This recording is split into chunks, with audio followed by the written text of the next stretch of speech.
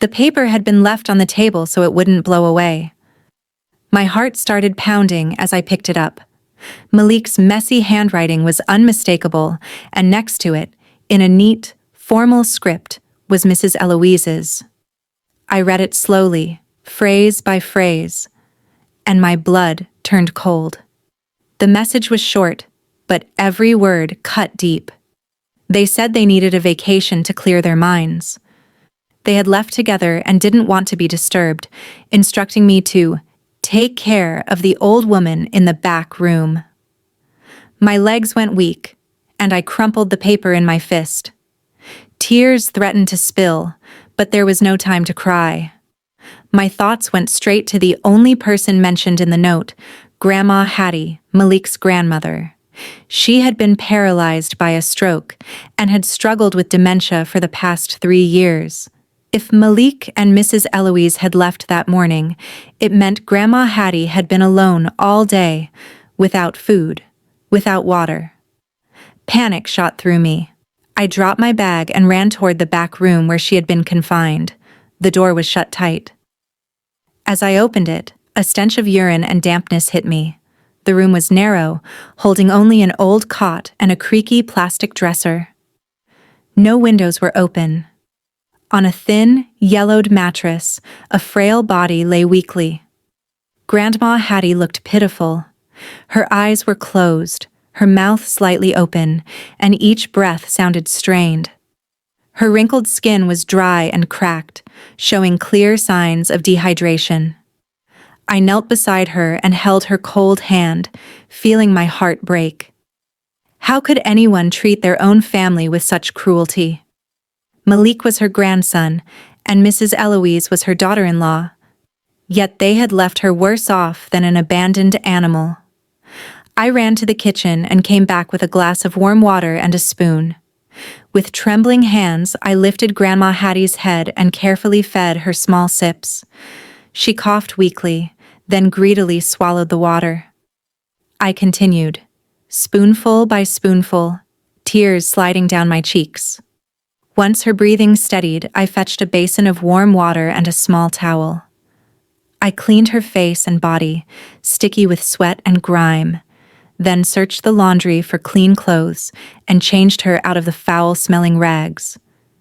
Every movement was careful, every action filled with quiet sorrow. Guilt washed over me. I shouldn't have gone on that business trip. Leaving Grandma Hattie in their care had been a grave mistake. But I had no choice. I worked to earn money because Malik refused to hold a steady job. When I got back from my business trip, I was shocked to find the house completely empty. The only thing left was a note from my husband and my mother-in-law. It read, "Take care of that old woman. We went on vacation." I ran straight to my husband's grandmother's room. She was lying in bed, barely conscious. As I tried to get her to the hospital, she opened her eyes and whispered, "Help me get my revenge. They have no idea who I really am." Not long after, my husband and mother-in-law returned from their trip and screamed when they saw the scene in the house. The only sound breaking the silence was the rattle of my suitcase wheels on the driveway.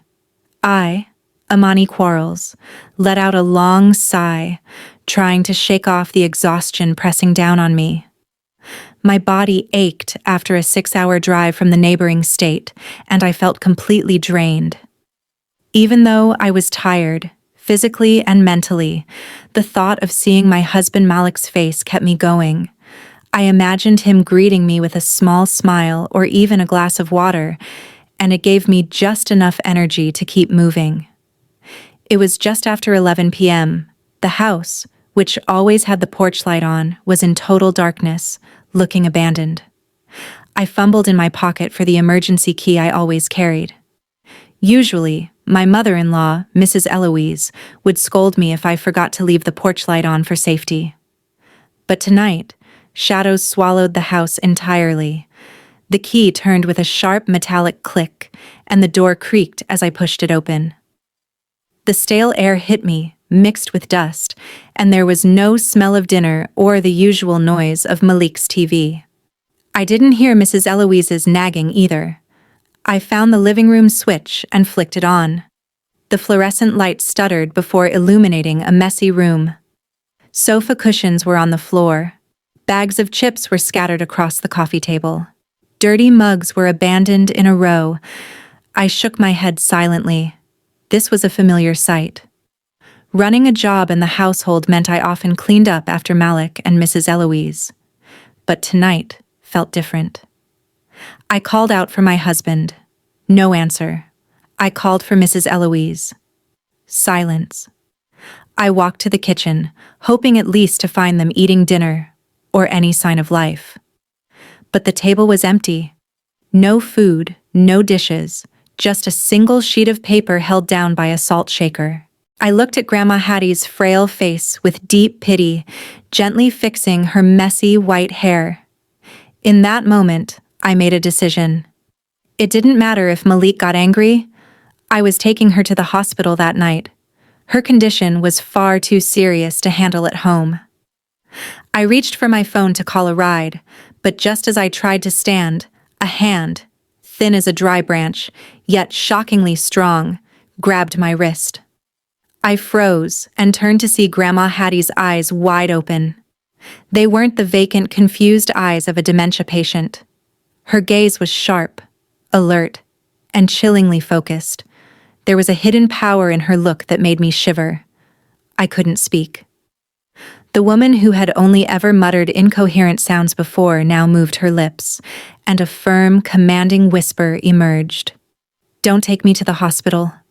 She told me she wanted revenge, that Malik and Mrs. Eloise had no idea who she truly was. A chill ran down my spine. It felt like I was staring at a stranger, not the Grandma Hattie I had always known. Paralyzed and diagnosed with severe dementia, she now held my wrist with the strength of a person decades younger. I tried to steady my racing heart and asked, trembling, if she was truly conscious, or if exhaustion had made me hallucinate. She didn't answer my question. Instead, she ordered me to lock the door and draw the curtains tight. Her voice was harsh but absolute, and I followed her without hesitation. Once the door was secure, she pointed to a corner under the old plastic dresser where I usually kept her clean clothes. Breathing steadily but heavily, she instructed me to move the dresser and lift a floorboard that looked slightly different from the rest. I hesitated, but her piercing gaze left no room for doubt. With all the strength I had left, I pushed the dresser aside. Beneath it, a dusty wooden floor hid a loose board. Using the tip of my house key, I lifted it and discovered a hidden compartment I had never known existed. Inside was a small, ancient-looking wooden box, beautifully carved, standing in stark contrast to the worn furniture around it. The storylines were loud and unforgettable. On-stage confrontations, surprise kisses, GTS finishers, and above all, AJ Lee in her black Converse boots marching through main events and walking away with the spotlight. WWE leaned hard into the unpredictability because it worked. Viewership jumped, clips went viral, and AJ became must-see television every single week. Then reality stepped in and changed everything. Away from the cameras, AJ and CM Punk grew closer. By June 2014, they were married. That same day, Punk later revealed he received the email that officially ended his WWE run. That wasn't storyline drama. That was a clear break between performer and company. And this is where the Lita connection never really faded from fan conversations. AJ had grown up shaping her entire wrestling identity around Lita's rebellious energy, the attitude, the edge, the willingness to take risks others wouldn't. So when the woman who idolized Lita ended up marrying the man Lita once dated, fans did what fans always do.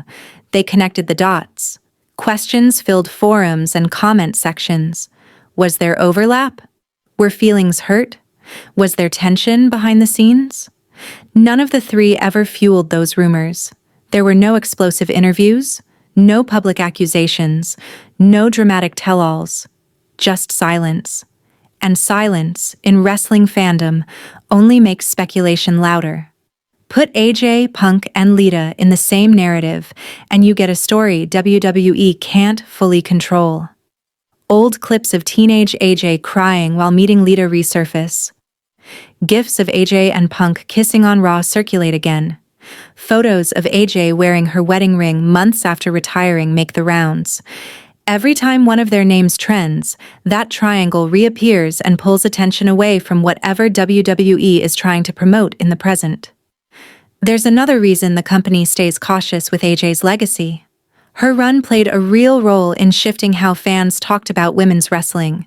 She wasn't just performing. She was speaking up. She cut promos about being more than decoration. She delivered strong matches with Caitlyn. She challenged the system publicly when #GiveDivas a Chance exploded online. When you connect her story to Punk's resistance and Lita's influence, it paints a picture of how change actually happens in wrestling, not because executives plan it perfectly, but because performers push back and fans refuse to stay quiet. That's a powerful story. It also reminds people how complicated and chaotic those years really were behind the scenes. There's one more moment that often gets overlooked. On November 15th, 2013, at a non-televised live event in London's O2 Arena, AJ was wrestling Brie Bella when something went wrong. Mid-match, witnesses noticed the color drain from AJ's face. She appeared unsteady, made her way to the apron, and then collapsed. The cameras weren't rolling, but the people who were there never forgot it. Grandma Hattie gestured for me to bring the box closer. My hands were shaking as I handed it to her. She opened it carefully, her fingers stiff but determined. Inside were several small bottles filled with a dark liquid, along with some pills that didn't look like anything from a regular pharmacy. Without hesitation, she drank one of the liquids in a single gulp, closed her eyes for a moment, and slowly regulated her breathing. Minutes passed in tense silence. Then, gradually, color returned to her pale face, and her breathing became calmer and steadier. When she opened her eyes again, she tried to sit up on her own. I instinctively moved to help, but she raised her hand, signaling she could do it herself. And she did. Grandma Hattie was upright on the thin mattress, no longer hunched or weak. She looked at me and gave a faint smile, a smile full of gratitude, but also tinged with deep bitterness. Her voice, clear and strong, replaced the mumbling and incoherent sounds I had grown used to. She introduced herself, not as the frail, confused Grandma Hattie I had known, but as a woman fully in control of her mind and body. She revealed the truth. The last 3 years of paralysis and dementia had been a deliberate act, a test to see the true nature of her family. She had pretended to be weak and helpless to discover who genuinely cared for her and who only wanted her gone to claim her inheritance. Tears ran down my face as I listened. She explained, with rising anger, that Malik and Mrs. Eloise had deliberately given her very little food, or sometimes even rotten food, whenever I wasn't around. Their cruel plan was to let her die slowly from malnutrition, leaving no visible signs of abuse, so they could claim her property and assets. I covered my mouth, choking back a sob. My heart ached with betrayal. For years, I had sent nearly 70% of my salary to Malik, believing it was for Grandma's special medications, diets, and nutritious food. Malik always claimed her care was expensive, but now I realized the money had never reached her. Instead, Malik and his mother had used my earnings for their own luxury, while Grandma Hattie starved in that stifling back room. My sadness turned into a fierce rage, burning in my chest. I felt foolish for trusting my husband so easily. Grandma Hattie saw the turmoil in my face and reached out, squeezing my shoulder firmly. "You have no reason to feel guilty," she said. "You are the only one who truly cared for me." My chest tightened, and it felt like the air had been sucked out of the room. I could not believe the person I had respected and trusted could be so monstrous. Grandma Hattie told me I was the reason she was still alive and hadn't destroyed them yet. I was the only one she could trust. She asked me to help her stand. To my surprise, her frail body held itself firmly as she walked toward the wall where an old, faded calendar hung. She felt along a specific spot behind it and pressed a hidden latch. A soft mechanical whir followed, as if some hidden machinery was moving. My eyes widened as part of the bedroom wall slid slowly aside. Behind it was a small room, unlike anything I expected in our old house. It was cool, clean, and filled with glowing monitors. It looked like a control room. I stepped in cautiously. The walls were lined with screens showing every corner of the house, the living room, the kitchen, even the front yard. Voice recordings were meticulously saved. Grandma Hattie sat in a comfortable office chair in front of the monitors. The blue light from the screens cast sharp shadows on her face, making her look like a battle-hardened commander rather than a frail old lady. In a cold, commanding voice, she said, "We should see the truth together." She pressed a few buttons, and the main screen played a recording from that very morning. I watched, stunned, as Malik and Mrs. Eloise laughed while counting money. The very money I had sent them for the month's household expenses. Grandma Hattie turned to me and said, "The real game has just begun." I stood frozen, the bluish light reflecting off my tear-stained face. But this time, the tears weren't from sadness. They were tears of burning rage. Grandma Hattie calmly selected another video, recorded 2 weeks ago, the day I had gone to the corporate office for a meeting. The screen showed the living room I cleaned every day. Mrs. Eloise sat comfortably, eating chips and watching TV, while Grandma Hattie sat in her wheelchair in the corner, staring out the window. Then Mrs. Eloise stood, her face twisted with annoyance. Without warning, she kicked the wheels of Grandma Hattie's wheelchair, making her shake violently. She shouted cruel words, calling Grandma a useless burden and blaming her for wasting money. The hidden microphone had captured every hateful word. At one point, she even spat on Grandma's plate and forced her to eat it. I pressed my hand to my mouth, trying not to scream.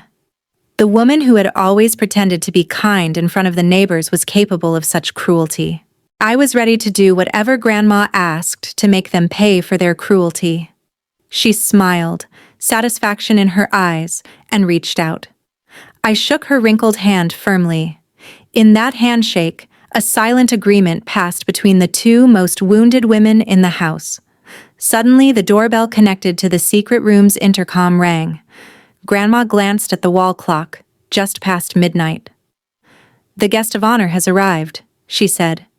She pressed a button to open the front door remotely and asked me to receive the visitor and bring him in. I left Grandma's room and crossed the dark, silent living room toward the entrance. Outside, an elegant black sedan gleamed softly in the driveway. Its engine hummed almost silently. A middle-aged man, impeccably dressed in a suit, stepped out carrying a polished leather briefcase. 2 burly men in black flanked him, standing silently and alert. I opened the door wide. The man bowed politely. "Is Chairwoman Harriet Sterling Pendleton inside?" he asked. For a moment, I hesitated, but then it hit me. Harriet Sterling Pendleton was Grandma Hattie's true identity. I led them inside. The man walked confidently through the house, as if he knew it perfectly, and entered the secret room. Upon seeing Grandma sitting upright in her chair, he bowed low, showing absolute respect. "I'm Sterling Vance," he introduced himself. "I'm your personal attorney and head of the legal team for your company." I was stunned. Grandma wasn't just wealthy, she was the head of a massive empire. That night, in that hidden room behind the wall, a colossal plan took shape. Documents were exchanged. Strategies were discussed.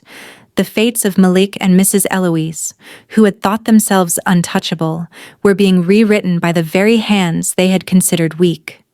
Meanwhile, at a luxury villa on the side of a cool mountain, Malik lounged on a sunbed by the private pool, sipping a cold orange juice.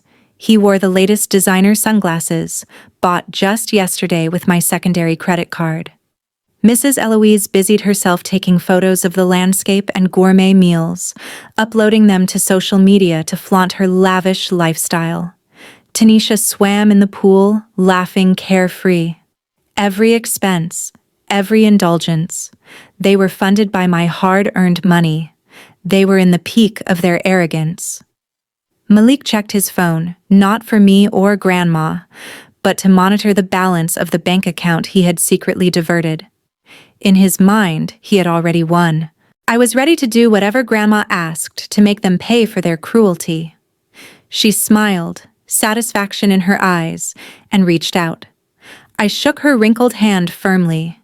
In that handshake, a silent agreement passed between the two most wounded women in the house. Suddenly, the doorbell connected to the secret room's intercom rang. Grandma glanced at the wall clock, just past midnight. "The guest of honor has arrived," she said. She pressed a button to open the front door remotely and asked me to receive the visitor and bring him in. I left Grandma's room and crossed the dark, silent living room toward the entrance. Outside, an elegant black sedan gleamed softly in the driveway. Its engine hummed almost silently.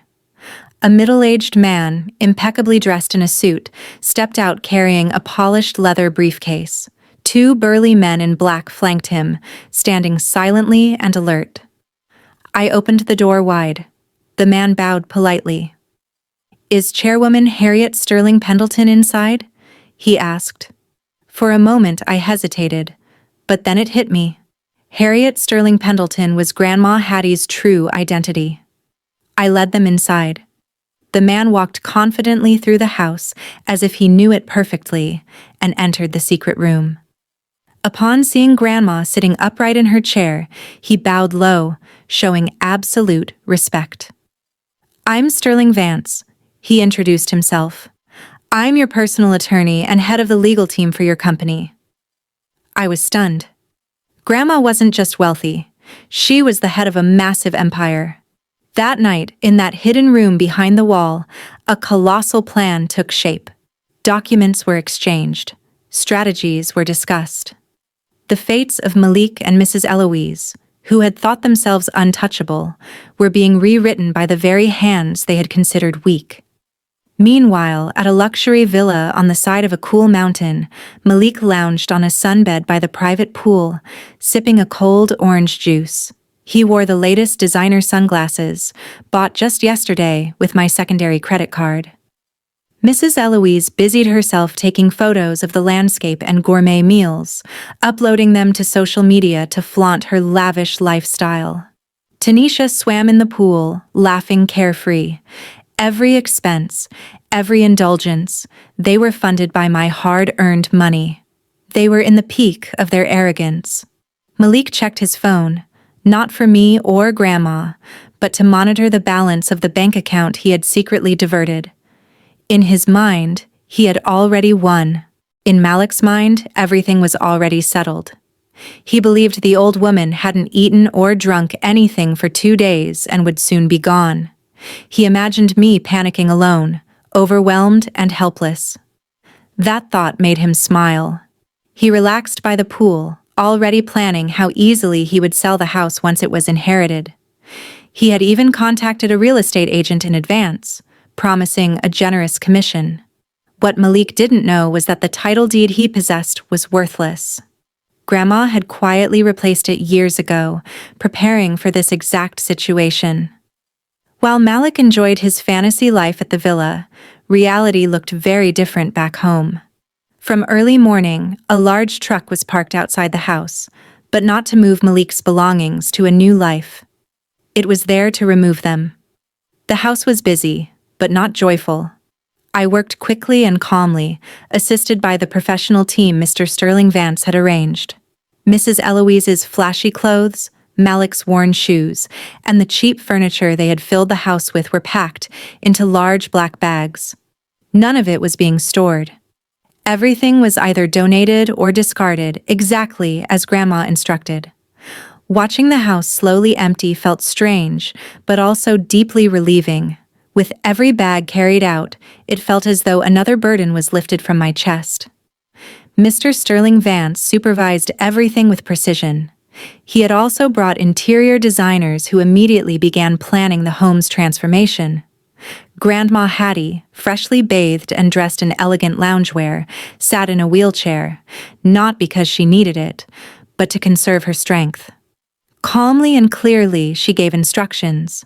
She wanted the house restored to the way it had been during her strongest years, free of every trace of carelessness and neglect. Later, Mr. Sterling Vance approached me with a thick folder. He carefully explained the real legal situation. The house and surrounding land had already been transferred to Grandma's charitable foundation long ago. Legally, Malik and Mrs. Eloise had no claim to it at all. Even the car Malik was using on vacation wasn't truly his. It was a long-term company rental. That contract had been officially canceled that morning. As I listened, I felt a deep respect for Grandma's foresight. She had prepared for betrayal long before it happened, protecting herself against even the worst possible outcome. By afternoon, the house was half cleared and already being refurnished with elegant new pieces from Grandma's company warehouse. It felt like a fresh beginning. Then Grandma gave me the next instruction. She asked me to send Malik a message. I held my phone steadily and typed a short sentence, carefully chosen to stir his confidence and draw him back. The message was brief. It said that Grandma's condition had suddenly worsened. The workers weren't just cleaning, they were erasing every trace of Malik's laziness and Mrs. Eloise's greed. The marks of years of neglect and pain that had clung to the walls were being removed at the root. I watched from a corner as two burly men lifted the old sagging sofa, the one Malik had spent countless hours lounging on, and loaded it onto the trash truck. A strange satisfaction spread through me as it disappeared. That sofa had silently witnessed my sacrifices. How often I had been scolded for being slow with a cup of coffee, while Malik slept soundly when I had to leave early for work. Next came Mrs. Eloise's tacky bookshelf, filled with cheap porcelain she bragged about to guests. Once it was gone, the living room suddenly felt twice as large, as if the house itself had been suffocating under clutter and was finally breathing. But the most astonishing transformation was happening in the back room. The woman known to the neighbors as a pitiful, smelly old lady was being reborn. Mr. Sterling Vance had arranged for a personal stylist and costume designer, professionals who only worked with high society. Now, in a clean, lavender-scented room, Grandma Hattie sat in front of a large new mirror. I barely recognized her. Her white hair, once messy, was now styled elegantly, revealing the graceful line of her neck. Subtle makeup had restored color to her face, highlighted her jawline, and erased the paleness of illness. Her old, stained nightgown was replaced by a luxurious silk suit. The dark fabric radiated elegance, and a dazzling emerald ring adorned her finger, perfectly matching the brooch on her chest. These weren't cheap imitations. These were real jewels, worth more than 10 houses in our neighborhood. She stood and looked in the mirror. Her posture was perfect, upright and commanding. The old wooden cane was gone, replaced with a silver cane carved with a dragon's head, more a symbol of power than a walking aid. I watched in awe. This was no longer Grandma Hattie. This was the true queen of business, Chairwoman Harriet Sterling Pendleton. By afternoon, the house had been completely redecorated with luxurious, minimalist furniture from her private warehouse. I was called to the living room, where on the gleaming black marble table, I typed a short message to Malik, claiming that Grandma Hattie hadn't been breathing for an hour, that her body was cold and stiff, and that I was too afraid to be alone. I asked what I should do and begged him to come back immediately. I pressed send and left the phone on the table. Grandma Hattie and Mr. Sterling Vance watched the screen with me. After a few minutes, the phone vibrated. Malik had replied. I read his message out loud. It was shocking, callous beyond belief. He told me not to panic, not to call the neighbors, and to wrap Grandma's body in any cloth and leave it in the room. He said his business matter wasn't finished and that he could only return in 2 days. At the end, he added not to call again, claiming the signal was bad. Mr. Sterling Vance shook his head, clearly disgusted. Grandma Hattie simply snorted, her face calm but her eyes blazing with fury. That message had sealed Malik's fate. There was no longer any doubt. He would face the consequences of his cruelty. I replied with a short double-meaning message. "All right, honey.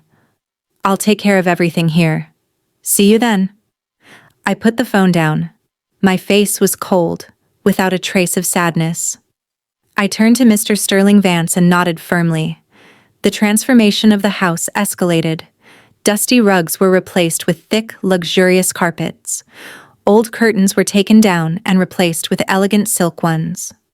Walls were repainted quickly with odorless, fast-drying paint. Within 24 hours, the once humble, dark, and cluttered house had been transformed into a stunning luxury residence, radiating authority and power. This was no longer Malik's home, the house of an unemployed, lazy man. This was the temporary domain of Chairwoman Harriet Sterling Pendleton, a tycoon who had returned to reclaim her legacy. And in this house, the stage for Malik and Mrs. Eloise's reckoning was perfectly set. I looked toward the front door, imagining my husband's face when he returned. I couldn't wait for that moment. That morning, the sunlight streaming through the windows was different. Normally, it only revealed dust floating in the air and clutter in the living room. But today, it shone on a scene of organized chaos and transformation. Since dawn, the house had been alive with disciplined activity. Under the sharp, efficient direction of Mr. Sterling Vance, dozens of workers in neat uniforms moved quickly and silently. They weren't just cleaning. They were executing a precise plan, reshaping the house into a symbol of power, control, and justice. Important documents prepared by Mr. Sterling Vance were spread across the gleaming black marble table. I sat across from Grandma and the lawyer, my hands resting on my lap. Mr. Sterling Vance handed me a gold pen. The first document was a divorce petition. My hand trembled slightly as I read the title. For years, the word divorce had filled me with fear and shame, a word drilled into me by my family, something I was told I had to endure no matter what. But now, thinking of Malik's cruelty, this document felt like a ticket to freedom. I took a deep breath, steadied myself, and signed. My handwriting was firm, without a trace of doubt. The second document was much thicker. The power of attorney and transfer papers for the Sterling Social Welfare Foundation. Grandma explained that she could no longer handle the detailed operations herself.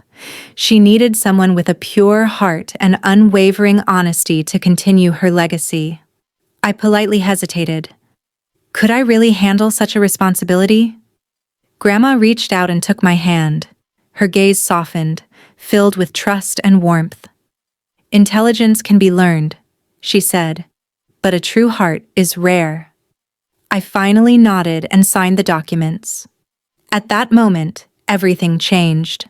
I was no longer just a daughter-in-law who could be ignored or stepped on. I was now a trusted confidant of one of the country's most powerful tycoons. By nightfall, the house was unrecognizable. It had been transformed into a luxurious space worthy of its owner. Abstract artistic paintings adorned the walls. A stunning crystal chandelier hung from the ceiling. Where broken ceramic tiles had once been, a thick Persian rug now covered the floor. My personal belongings were moved to a newly transformed master bedroom, while the rooms Malik and Mrs. Eloise had used were empty. An unmistakable message. They no longer belonged in this house. The workers had left, leaving a different kind of silence behind. A silence full of anticipation, like the calm before a storm. When night fully enveloped the neighborhood, I turned off the main lights, plunging the house into near darkness. Only the faint glow of electronics flickered, The plan was in motion. Malik and his entourage had to believe the house was still empty, still grieving, still in disarray. I sat on a single sofa beside Grandma Hattie, who rested in a sumptuous armchair in the center of the living room. The adrenaline in my veins made my heart beat loudly, not from fear, but excitement. I imagined the looks on Malik, Mrs. Eloise, and Tanisha's faces when they walked in, their arrogance crumbling. In the dark corners of the room, Mr. Sterling Vance and his 2 personal bodyguards stood like statues, almost invisible, yet completely in control. Every piece was in place. The final act was about to begin. Malik tried to regain his senses, rubbing his eyes repeatedly, hoping this was a nightmare or a hallucination brought on by exhaustion. But the scent of jasmine and the cool, conditioned air confirmed it. This was reality. Grandma Hattie slowly set her teacup on the marble table. The sound, though quiet, echoed through the suffocating silence, demanding attention. She fixed her gaze on Mrs. Eloise, who was still collapsed on the floor. "If I were a ghost, Mrs. Eloise," Grandma Hattie said, her voice deep, commanding, and full of authority, "I would have dragged you to hell the moment you crossed this door." Malik stammered, his voice shaky. Grandma, what is all this? Why is the house like this? Where did all this money come from?" He turned to me, seeking a scapegoat. "Amani, what have you done? Did you sell the land behind my back? Who helped you do this?" Malik tried to raise his voice to intimidate me, but it didn't work. I didn't flinch. I stepped forward, standing tall, and looked him directly in the eye. "Shut up, Malik," I said, quiet but firm. "Don't you dare raise your voice in front of the owner of this house." "Owner?" Malik stammered, confused. His eyes roamed over the luxurious furniture, the imposing bodyguards, and finally landed on Mr. Sterling Vance, who stepped out from the shadows holding a folder. Adjusting his glasses, Mr. Vance spoke with calm authority. "Good evening, Mr. Malik, Mrs. Eloise. I am Sterling Vance, attorney and head of the legal team for the Sterling Group, and legal representative of Chairwoman Harriet Sterling Pendleton, whom you know as Grandma Hattie. She is the rightful owner of all the assets you have enjoyed, including the company where Mr. Malik worked as a logistics clerk." Silence fell. The words hung in the air like a verdict. Malik's jaw dropped. Mrs. Eloise's eyes widened until the red veins showed. Even Tanisha, clutching Malik's clothes, released them slowly, stunned. The reality hit them. The old woman they had tormented, the one they had fed scraps and wished dead, was not weak or helpless. She was a powerful tycoon, the chairwoman of a vast conglomerate. Mrs. Eloise's voice trembled as tears welled up. "Mother, we thought you were going to die. We just wanted a little vacation." Grandma Hattie laughed, a dry, humorless sound that sent shivers through the room. Rising from her chair, she leaned on her silver cane and walked slowly toward her terrified daughter-in-law. "It's a pity, Mrs. Eloise," she whispered, her voice cold and cutting. "It seems even death itself was disgusted by your actions.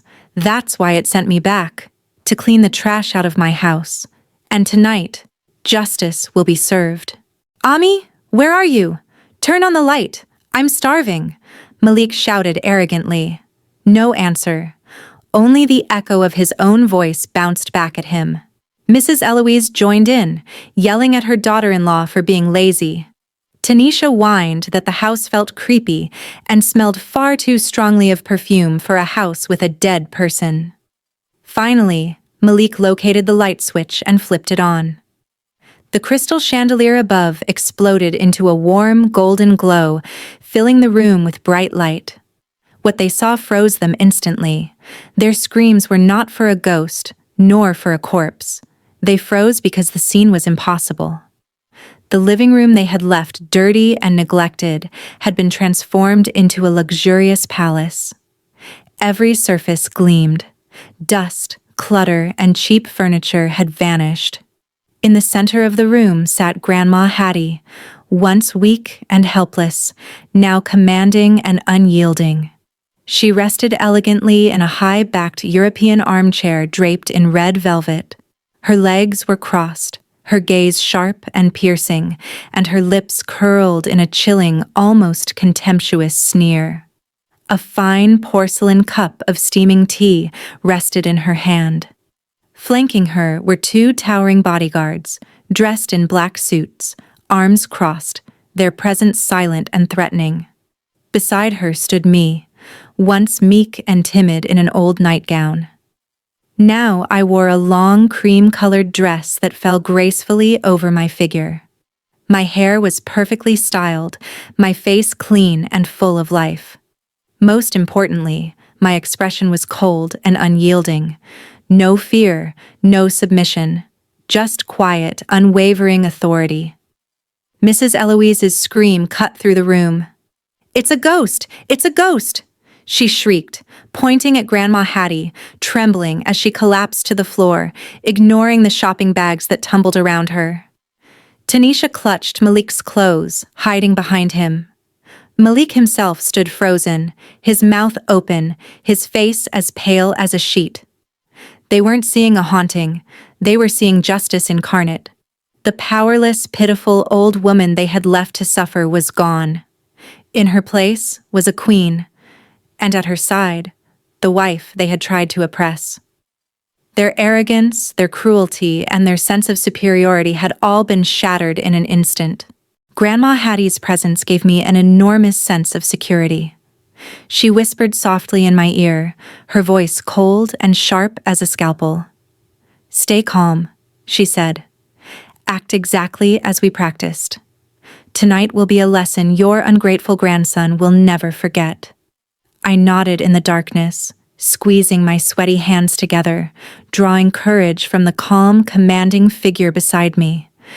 Outside, the chirping of crickets accompanied the tension inside. Time seemed to stretch endlessly, each second heavy with anticipation. I took a deep breath, inhaling the scent of the expensive perfume that now filled the house, and prepared myself.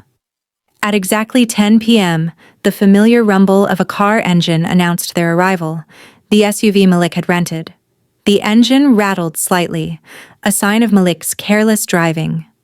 The vehicle stopped at the front door, and the headlights cut through the darkness, illuminating the freshly painted gray exterior. Yet none of them seemed to notice the change. The thud of car doors closing echoed across the yard, followed by laughter that broke the night's silence. I sat in the shadows, listening carefully. Mrs. Eloise's shrill voice complained incessantly about the long drive and her hunger. She yelled at Malik to open the door quickly so she could eat and shower. Tanisha's whiny voice joined in, complaining about sore feet from her heels and asking mockingly if the old lady was really dead. She didn't want to see a corpse. Malik laughed irritably, assuring Tanisha that even if Grandma weren't dead, she would soon be dying, and they would dispose of her at the county hospital. Their footsteps dragged suitcases and shopping bags across the porch, heavy and impatient. Grandma Hattie lightly tapped my arm, the signal to get ready. The lock clicked loudly. Malik fumbled impatiently with the key, muttering under his breath. Finally, the door swung open. A gust of night air blew in, carrying the stale smell of sweat and perfume from the three returning from their vacation. They stepped into the living room, now completely dark. Malik reached for the wall switch, cursing me for leaving the porch light off, insulting me as usual. But the darkness hid everything: the luxurious furniture, the transformed interior, and the silent figures waiting in the shadows. It was time. The moment we had prepared for had arrived. Tonight, that cleaning begins. Grandma Hattie's words cut through the room like a blade. The tension was suffocating. Malik froze, his face flushed, a storm of rage, shame, and fear replacing his earlier paleness. His illusion of power, his pride as the head of the household, the heir, the self-proclaimed success at a big corporation, shattered in an instant. He felt exposed, stripped of the false superiority he had flaunted in front of his wife, who had suffered quietly for years under his arrogance. Desperation surged. Malik tried to regain control, pointing a trembling finger first at Mr. Sterling Vance, then at Grandma Hattie. His voice rose, quivering but forceful, as he barked out accusations. "This is all a fraud," he shouted. "You've manipulated her, tricked my grandmother. She has dementia. She can't own a corporation. This is all fake. I'll call the police. You can't do this." Grandma Hattie didn't flinch. She sipped her tea calmly, her sharp eyes fixed on him, unblinking, as if studying a frightened lab rat. It was Mr. Sterling Vance who stepped forward. In a calm, authoritative tone, he opened the leather folder and revealed a thick document stamped with the official Sterling Group logo. He began to read the hidden facts aloud. He explained that Malik's so-called senior clerk position in the logistics team had never been a reward for skill or merit. 5 years ago, it had been a direct order from Chairwoman Harriet Sterling Pendleton, Grandma Hattie herself, to provide for her grandson and support his family. Malik's mouth fell open. The truth hit harder than any blow. Every boast he had made about his job, every moment he had flaunted his success in front of me, was a lie. He wasn't clever or indispensable. He was a parasite, surviving only because of his grandmother's generosity. Tanisha, standing behind him, slowly realized the truth as well. Her practiced eye for wealth and power quickly read the danger in the room. The chairwoman's commanding presence, the luxury surrounding her, the silent bodyguards. It all revealed Malik's true insignificance. Her hand, which had been clinging to his arm, fell away. She stepped back, putting space between herself and the inevitable collapse of her carefully constructed plans. I watched, silent but steady, as the weight of truth settled in the room.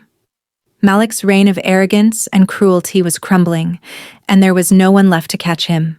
I told Tanisha not to rush. The show wasn't over yet. She, too, was part of this so-called happy family, and it was time she faced the consequences. Tanisha's face went pale.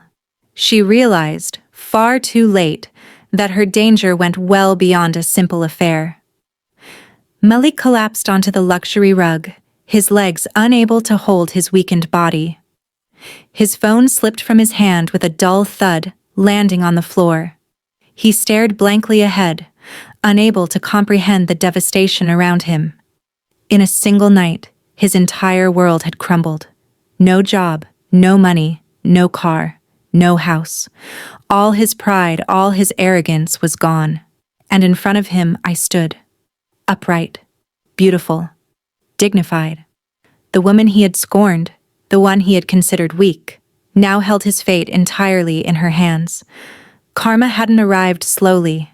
It came like a tsunami, obliterating every trace of his hubris. The living room had transformed into a stage for a grim drama. Malik knelt on the floor, defeated. Beside him, Mrs. Eloise sobbed, not tears of true remorse, but tears of panic, of fear for the poverty and suffering now looming over her.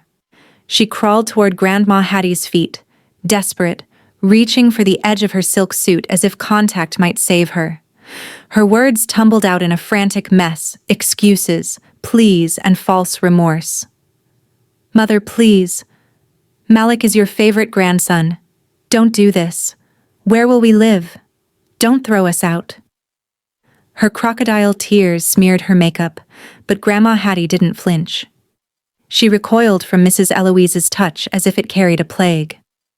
Her face was cold, expressionless, radiating only deep, cutting disgust. "Where was that family love when you tried to starve me 2 days ago?" Grandma Hattie's voice was quiet but sharp, cutting through the panic like a scalpel. "Where was that love when you kicked my wheelchair? I have no daughter-in-law named Eloise. I have no grandson named Malik.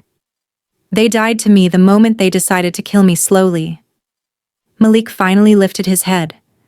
His eyes were bloodshot, wild with panic and rage. He turned toward Tanisha, who trembled in the corner under the watchful gaze of a towering bodyguard. Desperate to save himself, he tried to find a scapegoat. I watched Tanisha move out of the corner of my eye, feeling a deep disgust at how loyalty built on money and convenience could crumble so easily. Then I turned my gaze to Malik, still fumbling, still denying the truth. In a calm, cold voice, I reminded him of the year-end bonus he had used to buy Tanisha a car last month. His face drained of color as I explained that the bonus wasn't his to spend. It was a small dividend from the foundation shares that should have gone directly to Grandma Hattie's account. He had forged her signature and stolen it. One by one, his lies, crimes, and greed were being exposed. Suddenly, the silence was shattered by the sharp, insistent pinging of notifications from Malik's phone. Ding, ding, ding, ding. Each sound slicing through the room. The sound that once thrilled him now rang like a death knell. Malik fumbled, trembling, and pulled out his phone. The screen lit up with a flood of messages. The first was an email from his company's HR department, bolded and capitalized. Notice of disciplinary dismissal. He froze. His heart sank as he read the content. Immediate termination for embezzling company funds and serious ethical violations. All benefits, company car, laptop, insurance, were revoked immediately. Before he could react, another notification appeared. It was from the bank. His accounts, checking, savings, and credit cards, had been frozen at the request of legal authorities linked to charges of money laundering and embezzlement. Malik's sweaty fingers fumbled over the screen, trying to access his accounts. Denied. Again, denied. Balance, $0. Access blocked. In a single instant, Malik, who had once flaunted his wealth, was left penniless. Mrs. Eloise, seeing her son's face pale as death, panicked. She snatched the phone, reading the messages herself. Her eyes widened in horror, and a strangled scream caught in her throat. The money she had worshipped, the wealth she had used to define herself, was gone. Without it, she felt small, powerless. She looked at Grandma Hattie, pleading for mercy, but the chairwoman's gaze was icy, unyielding. "I'm only taking back what's mine," Grandma Hattie said, her voice sharp as the Arctic wind. "I've let the mice nibble at my barn for far too long. It's time to lock it up." Tanisha, realizing that Malik had lost everything and that her dreams were collapsing with him, tried to escape. She crept toward the door, hoping no one would notice. But one of the burly bodyguards stepped forward, blocking her path with a wall of muscle. She froze, terrified, unable to move. I spoke from behind her, my voice steady and cold. He pointed shakily at Tanisha. "It was all her idea. She made me do it. She told me not to feed Grandma. She poisoned my mind. It's all that woman's fault, Mother. I love you." Tanisha froze, paralyzed with fear. She had no idea the storm she had stumbled into, and no way out. "Eat first," Malik yelled back, claiming he was the man and should be fed first. Their voices echoed down the empty street, drawing stares of disgust from passers-by. The two ragged figures, who once lived in luxury and arrogance, were now reduced to fighting over scraps like animals. The sun beat down mercilessly, highlighting every wrinkle, every dirty patch of skin, every sign of decay that wealth had once hidden. Their pride, their status, their illusions of power, everything had crumbled into dust.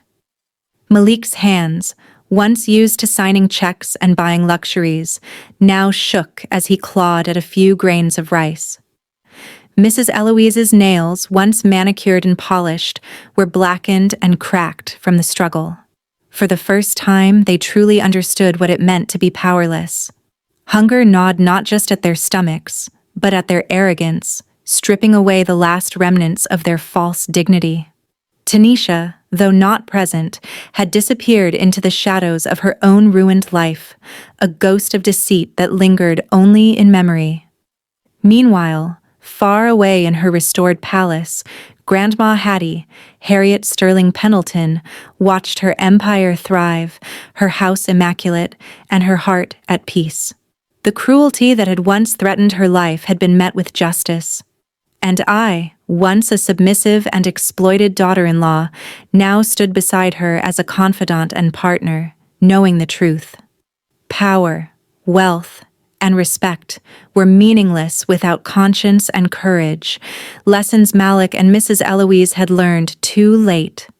The city moved on, indifferent to the fallen, while the old queen and her loyal heir enjoyed the calm and order they had fought to reclaim. Justice, long delayed, had arrived in full, cold, and unyielding force. If you want, I can also craft a short cinematic final scene showing Malik and Mrs. Eloise in their destitution, while you and Grandma Hattie look out from the mansion to give the story a sharp, visual, satisfying ending. Do you want me to do that? What prison sentence could ever have been? Malik and Mrs. Eloise were stripped of all assets. Public shame followed them everywhere, and the authorities monitored their movements constantly. Their arrogance had been replaced by fear, and their luxurious vacations were now distant memories of greed that brought them nothing but humiliation. Tanisha, although implicated, cooperated fully with the investigation. She testified in court, detailing the schemes and poisonings she had witnessed, which helped secure the convictions of Malik and Mrs. Eloise. Though she faced legal consequences, her honesty allowed her a reduced sentence. She became a reminder that betrayal could come from unexpected directions, but confession and courage could still shape justice. For me, life had completely transformed. No longer the timid, exploited daughter-in-law, I now held a position of immense responsibility and respect. With Grandma Hattie, Harriet Sterling Pendleton, guiding me, I became the trusted manager of her charitable foundation, overseeing its operations and ensuring her legacy of justice and care continued. Our days were no longer filled with fear or deception. The once dark house, now a symbol of power, luxury, and resilience, reflected our restored dignity. Grandma Hattie, rejuvenated and in control, often smiled at our shared triumph, reminding me that intelligence could be taught, but a true heart and courage was rare. Malik and Mrs. Eloise faded from our lives completely, their names synonymous with greed and cruelty, a cautionary tale of what happens when entitlement meets betrayal. For the first time in years, peace, respect, and justice reigned in the house, and in our hearts. The chapter of suffering had closed, and a new life, rich with empowerment and wisdom, had begun.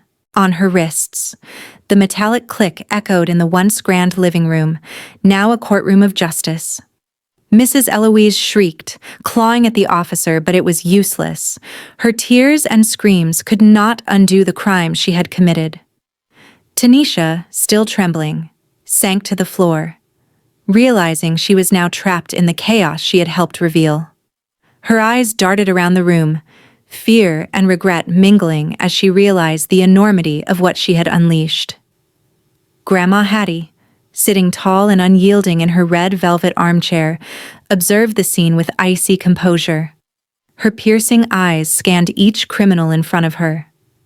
The chairwoman's silver cane rested against the arm of the chair like a scepter, a symbol of power and authority restored. Malik, now subdued and handcuffed, looked at Grandma with a mixture of terror and disbelief. His arrogant facade was gone. The greedy, entitled man had been stripped to a trembling, powerless shadow. Mrs. Eloise wailed, her cries echoing off the walls, but Grandma Hattie's voice cut through, sharp and commanding. "You thought you could destroy me and take what was never yours. You failed. Justice doesn't wait, and it doesn't forgive." The police officers led Malik and Mrs. Eloise toward the door, their chains clinking with every step. Tanisha followed reluctantly, her role in the crime making her complicit, but her presence now secondary to the main culprits. I stood beside Grandma, silent but victorious, feeling the weight of years of betrayal lift from my shoulders. The living room, once a battlefield of lies, greed, and cruelty, now held a quiet authority, the power of truth and justice reigning supreme. Grandma Hattie finally took a slow sip from her porcelain teacup, her expression unreadable but triumphant. She leaned back and said to me quietly, yet with the command of a queen, "The house is mine again. And tonight, they've learned the cost of their sins." The storm had passed, the criminals were captured, and for the first time in years the house, and its true owner, was at peace. Own peers. Every command she barked, every insult she threw, was now returned tenfold by the hardened women around her. She cried at night in the dim prison cell, realizing that the comfort, wealth, and respect she had once taken for granted were gone forever. Malik and Mrs. Eloise's fall was complete. Their illusions of grandeur, their arrogance, their cruelty, all of it had collapsed like a house of cards. Meanwhile, I thrived. I ran the foundation, oversaw businesses, and lived a life of dignity and respect alongside Grandma Hattie, who had become my mentor and ally. The poetic justice of it all was clear. The people who had inflicted pain and greed on the elderly and the helpless were now living the consequences of their own choices. Karma had arrived, not as a whisper, but as a relentless, unyielding storm. And in the quiet of my home, now filled with life, elegance, and authority, I finally felt free. Sand, his life of privilege, power, and arrogance, had crumbled completely, leaving him exposed and powerless under the scorching sun. Mrs. Eloise, still curled on the pavement, barely recognized the world she once ruled through fake wealth and pretension. Their empire of lies had vanished, leaving only shame, hunger, and regret. Inside the black sedan, I sat composed and calm, the city whizzing past. My hands rested lightly on the tablet, overseeing my growing business empire. The air smelled of leather and perfume, not dust and despair. For the first time in years, I felt the full weight of freedom and dignity. Malik's cries faded into the distance, replaced by the hum of the engine and the certainty of a life I had carved for myself, on my own terms. Harriet Sterling Pendleton's lessons, the transformation of the house, the downfall of greed. It all culminated here. The streets held the echoes of karma, but I moved forward, untouched by the past. Behind me, the sunlight glinted off my tablet, a promise of opportunities, success, and power. Malik and his mother could stay in the ruins of their choices. I had already stepped into a world that would never let them touch me again. If you want, I can also rewrite this entire ending as a cinematic, suspenseful final scene, highlighting the contrast between Malik's collapse and Amani's empowerment. Perfect for a story or screenplay. Do you want me to do that? I now stand in my own home, ready to welcome a bright future. The old queen's story has ended, and a new chapter of true happiness has begun. If you enjoyed this story and want to hear more, don't forget to subscribe to my channel. You can also support me through Super Thanks. It would mean so much. In the comments, let me know which city you're watching from and what time it is, so I can see how far my story has reached. I've added 2 more life stories on the screen, just for you. Click one now, and let's spend more time together. Much love, and see you soon. Outside the prison walls, life for Grandma Hattie and me had completely changed. I was officially named CEO of the Sterling Foundation, Grandma's charitable organization that supported abandoned elders and provided scholarships for children in need. I didn't just stay behind a desk. I went out into the field. With dedication and a genuine heart, I helped the foundation grow quickly. People began to respect me, and I was invited to speak at seminars on women's empowerment and elder care. My appearance became more polished and elegant, but I never lost my kindness. I was still Amani, the same warm, smiling woman I had always been. Grandma Hattie, now known as Chairwoman Harriet Sterling, was enjoying her golden years. Her health had improved dramatically thanks to top-notch medical care and, more importantly, my care and attention.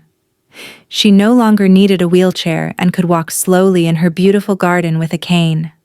Every morning we shared breakfast together on the back terrace, watching the koi pond and enjoying peace and safety. The house was filled with laughter and conversations about the future of the foundation. One afternoon, the sky glowed a soft golden orange as Grandma and I sat on a garden bench with hot tea and a cake I had baked myself. Despite having staff, I still wanted to do this personally. Grandma looked at me with eyes full of love, a motherly gaze, and took my hand. Her wrinkled skin touched mine, a simple moment symbolizing the passing of wisdom and values between generations. "Thank you, child," she said quietly, her voice trembling. "Thank you for coming back that day. Thank you for helping this old woman. You could have run, but you stayed." I smiled, tears in my eyes, and squeezed her hand. "Grandma, it's actually me who should thank you. You saved me from a meaningless life. You gave me strength, a true home, and a family that loves me for who I am." Tears of happiness ran down her cheeks. "God is just, Amani. He took away my grandson with a heart full of greed, but he gave me a granddaughter with a heart of gold. You are my greatest legacy, not the company, not the money, but you." I hugged her tightly, feeling perfect peace in her arms. The dark memories of Malik and Mrs. Eloise now felt like a distant nightmare. I had stepped into a new reality, free from oppression, free from fear, and free to be my true self. Justice had been served, and everyone had been placed where they truly belonged. The wrongdoers faced their consequences, while the patient and kind-hearted finally found their place of peace and respect.